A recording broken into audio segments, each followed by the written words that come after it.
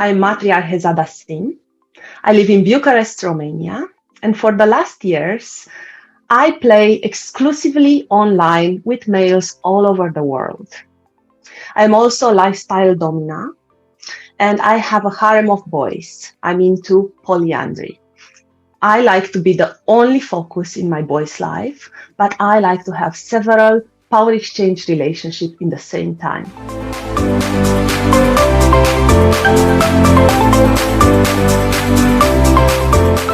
I want to tell you how I was as a child. This is a subject that I'd never thought about before, so I believe this question is brilliant, and I thank you for bringing it up.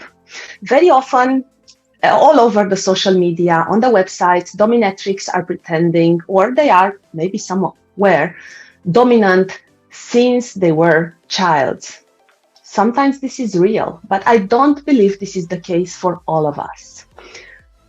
As a child, I was quite shy. I was never very inclined to discuss with people. I was more inclined to be around adults, specifically my parents and my brother.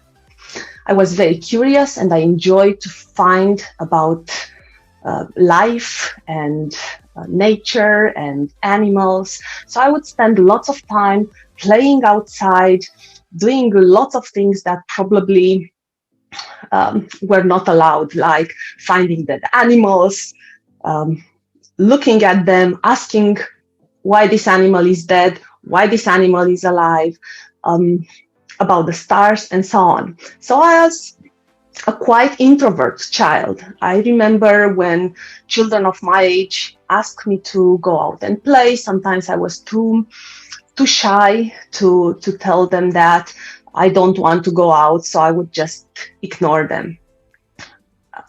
I don't find my dominance before I reached young adulthood.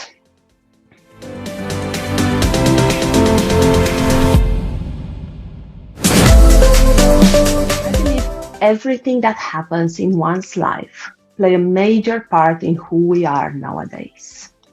As a child, I was always encouraged by my parents to reach my highest potential.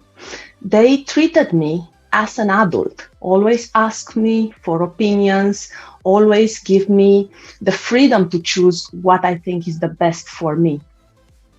In the same time, they were always give me prizes for everything I would do. A nice painting, it will be placed on the wall and, oh, it's so beautiful. Or big grades will be always, you did so well to that contest. But when it happened to have a small grade, my parents would say, doesn't matter. These are just grades. It doesn't matter. So I learned from a very young age to be aware of who I am, what I like, and what I want to be. And I believe this made me the confident woman that I am today. As I mentioned in the previous question, I don't consider myself dominant because I see myself sexually dominant. I'm quite introvert. I'm quite shy. I don't like to be in the presence of many people, but in the same time, I know the power that I have. I know that I'm a smart woman. I know that I'm an attractive woman. So I demand from the man who wants to be in my life to follow my lead.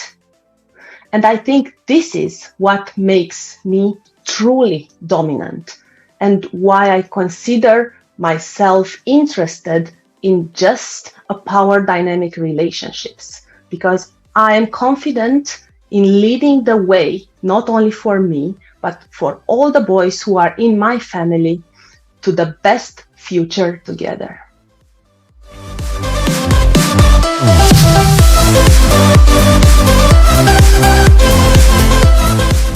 It's hard to know how my friends are describing me. I don't have that many friends. From the oldest, I have several friends from the high school, and they always describe me as crazy. You are crazy, and all the crazy people that you like to be surrounded with, because obviously my kinks and my BDSM fantasies. We are very good friends but I don't think we share that many things in common anymore. For the last 10 years, since I become a sex worker, all my friends are more or less involved part-time or as a lifestyle or professionally in the same interest, BDSM interest. They are part of the community just as I am. And I realized I never asked them what they think about me, but from what I gather, I believe they appreciate that I'm kind and that I am trying to make sure that everyone is happy and fulfilled. On the other hand, I was receiving the critique, which I think is true. Sometimes I don't put enough time into being a good friend. I have a tendency to work a lot. I have a tendency to spend the free time that I have with my family or my boys, who are also my family. And very often I forget, or I just don't think about contacting friends for months and months to come. Maybe this is also related with how my personality is. I feel like I can be very good friend with somebody even if we never exchange a word for 2 or 3 years.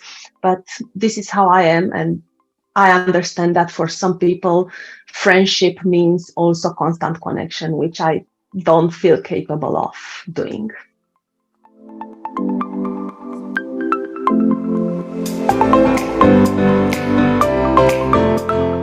I became a full-time dominatrix 10 years ago, 11 years ago, actually. Before that, I had several office jobs and one part-time job at a gym, which was actually the last job I had. Let's start with the beginning. After I finished my university studies, I had a full-time job in an advertising company selling advertisement spaces in a catalog like Golden Pages. And that was not so bad, but as a young woman, I indeed struggled to... it's very difficult to keep up professionalism. Very often when you meet men as a young woman, they will start flirting with you and you want to sell them that thing. You use your charm, the fact that you are a young, attractive woman to sell the space, but in the same time you have to keep it professional and make sure that they will not overstep.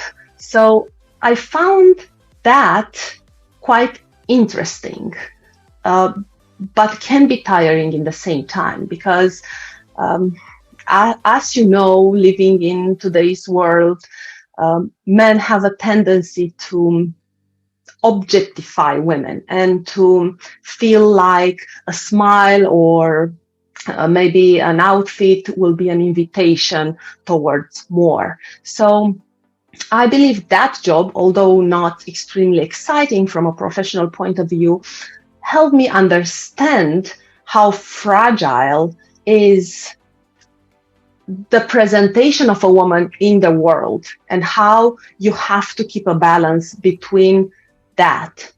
Then I had another job as an assistant manager in an advertisement company, and then I moved to the sales department. And during my master degrees, I had sex phone operator, and that was my first sex job, which I did for over 1 year. I loved it. This is how I discovered about femdom and that my fantasies have a name, because there were some men calling and telling me about their fantasy, and I was absolutely mesmerized by their stories or fantasies, because nowadays I definitely understand those were fantasies, not real stories as they pretended to be. After that, I took a part-time job at a gym as a Taekwondo instructor, and actually that was my last job. During that time, I was already involved with BDSM and femdom. I was visiting OWK, did some filming there, and that was found out. So I had to leave my job, which I believe now it was the best decision ever.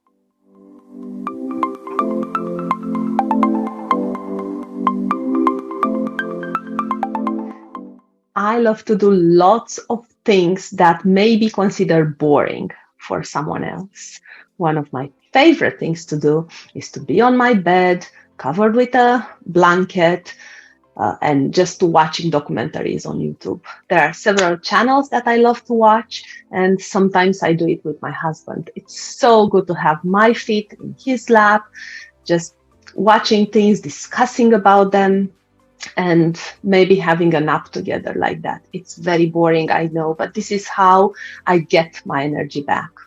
Beside that, I really like spending time with my kids. Now they are 3.5 years, and this is an amazing age to be with them, play with them, teach them things. It's so fun. I never thought that I would be so enthusiastic about coloring books as I am now.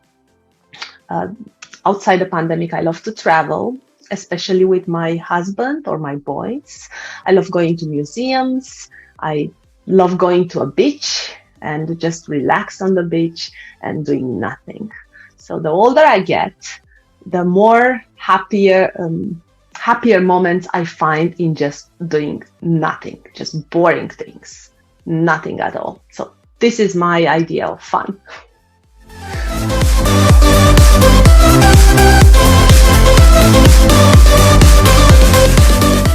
My favorite fetishes are always around control and being worshipped. It does not matter that much the activity itself as it matters how it makes me feel. If I have to put several activities that I like, I will name them only because I like to perform these a lot more with the boys that I have in my harem than other activities. For example, it's orgasm control, which is, in my opinion, one of the most important parts of a DS relationship. When a male has his orgasm controlled, then he is more willing, through tease and denial and regular ejaculations, to give up control. It's what makes them hooked to that particular woman through sexuality, because sexuality is important in each relationship. And in the case of men, the more you deny that, the more you control that, the easier it is to train that man to be more willing to do other things. Then is the goddess worship. And of course, I think any woman loves to be adored, to be touched in a certain way that makes me, not just any woman, feels in a certain way. So I like to introduce lots of rituals and protocols into the training because of that. I like to see that they are there to worship and serve me, and they will put an extra effort in learning how to do that to perfection.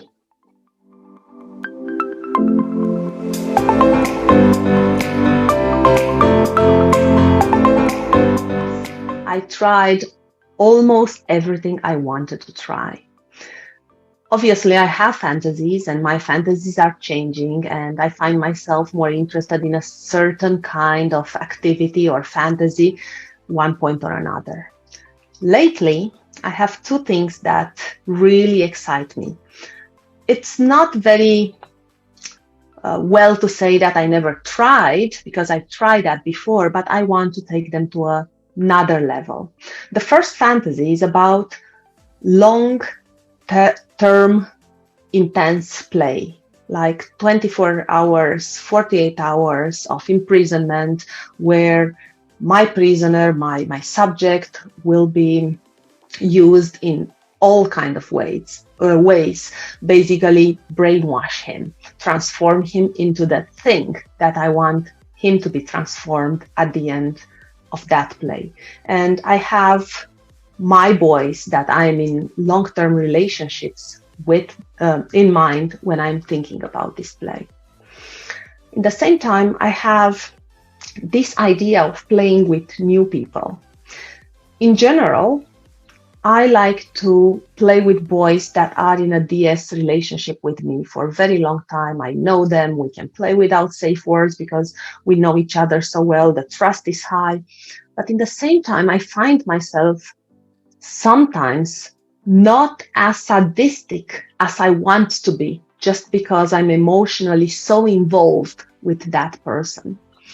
So although I prefer, and probably I will ever prefer, to play with people who are my properties, time to time, and especially during the pandemic, I found myself craving for playing with someone new, someone who I will discover, someone that I can torture for as much as I want, without thinking that, oh no, he will have marks and the children will see if he will not keep the shirt on for the next week or something like that. So I would love to play with somebody without overthinking about the repercussion of that play.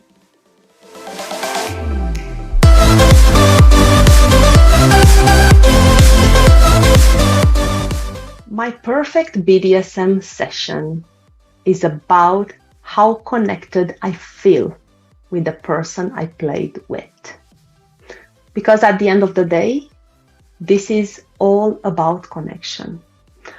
I enjoy when I realized many hours has passed and I was completely into what I was doing to him. And he was completely mesmerized.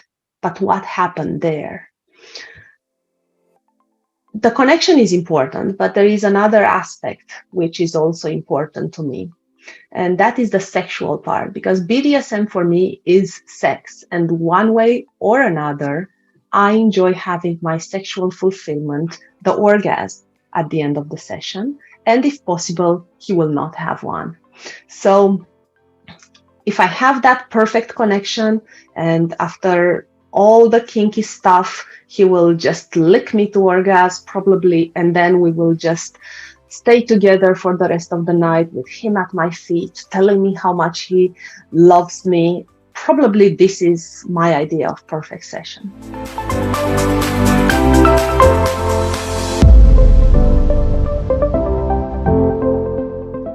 Over the years, obviously, I noticed that boys from a certain part of the world will be inclined towards certain activities more than others. However, I do not think one country or one nation provides the best submissives ever. It all depends on the people, of course. However,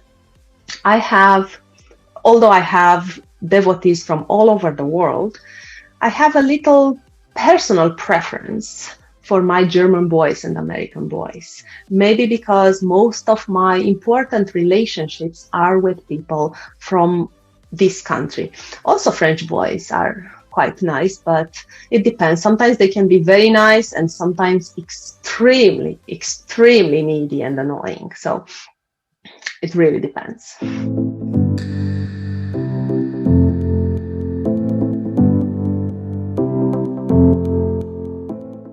Love to be the ruler of the world.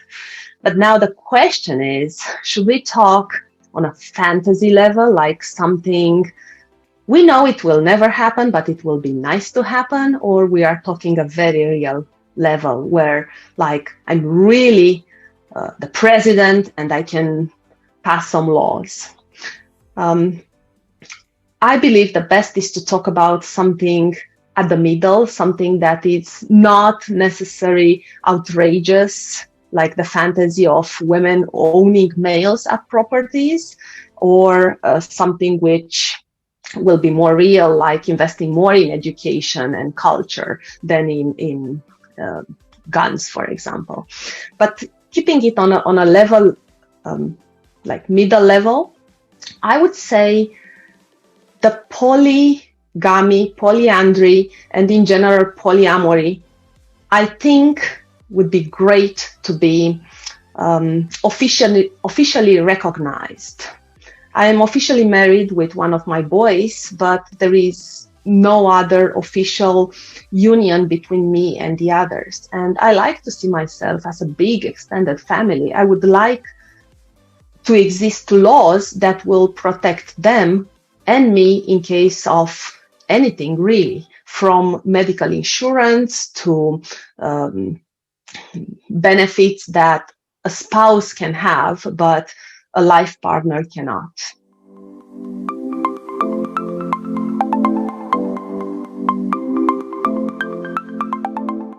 I don't think I would change much, because for the last 5 years, I believe I am the best version ever. It couldn't have been better than it is. I have my children, I have my business, I have my boys. I would not change anything. However, if I could go back maybe 20 years from now, I would tell myself to be kinder with choosing what I want to choose for myself without caring of what society might say.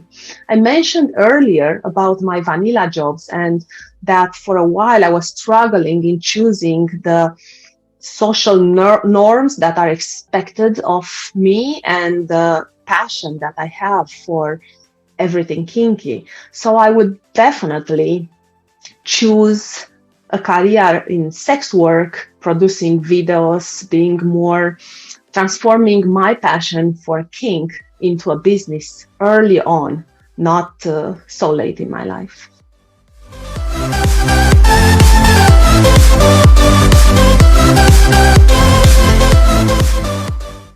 Because of my high anxiety, I thought about what I would do if today is my last day of Earth many times. So the question is very easy. I would spend the hours that I have with the people I care, specifically my children, my husband, my family, my boys.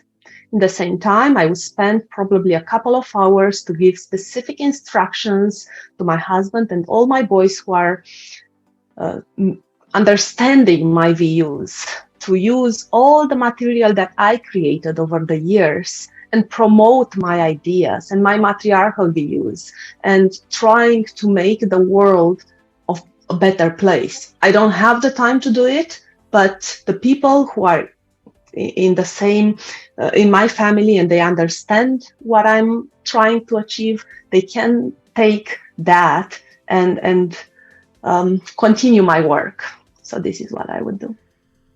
I want to thank very, very much to FFFBuzz to making this interview, because it's always a pleasure to spread my ideas and especially discuss about things and issues which are not very often discussed in a regular DOM interview. And thank you very much to Mix Fox for making these questions absolutely amazing. It was a great pleasure to discuss about everything that I never discussed before. Thank you. And if you want to follow more of me, I would really appreciate if you go on YouTube and you look for talkingmatriarchy.com. And this is my YouTube channel where I discuss about power dynamics and matriarchal lifestyle. Thank you very much.